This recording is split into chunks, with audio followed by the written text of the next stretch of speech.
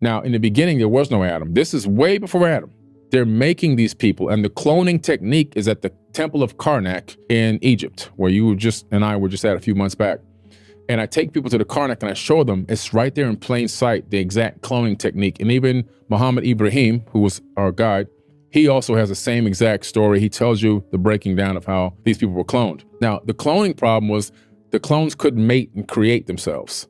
So they had to keep making clones in these Hathor birthing houses. Eventually, Isis says, I'm going to take one of these eggs and put it in my own womb, and I'm going to take it to term. So she gave birth to the first Adamu. It took her 10 months to go to term, and she gave birth to the Adamu. The egg from one of the hominids, put it in her womb, in vitro fertilization back in the day. Boom, 10 months later, we got Adamu. There's a cylinder scroll with her holding the baby up saying, my hands have made it. And that starts the generations of Isis, which is the Genesis, the Genesis. That's the book of Genesis in the Bible. That's what it is, the generations of Isis. And from there, they said, okay, let's mate him with the clones. Didn't work. Damn, so we got to get some DNA out of him. Let's create an Eve, mate them. Oh, we got it. Now they use the same technique of putting in the womb, in vitro fertilization, creating more Adams and more Eves.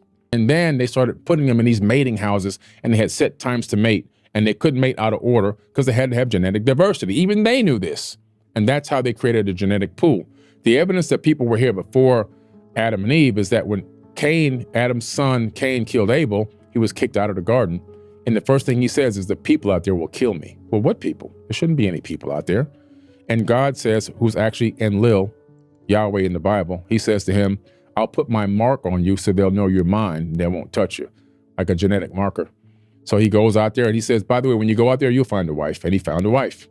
But that's the story from the text.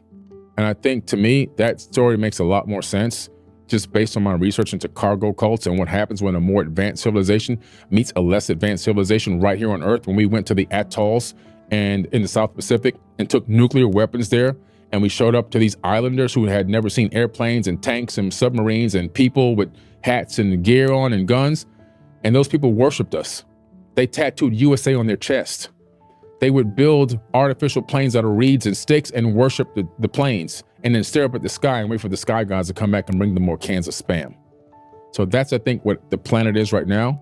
So lots to unpack here. What do you think was the stage of development of Homo sapiens at the time before genetic intervention, according to the story? That's a good question. I believe that some of these skulls we've been finding around the planet are actually our cousins, and that they had bigger skulls, bigger brains, maybe even bigger pineal glands.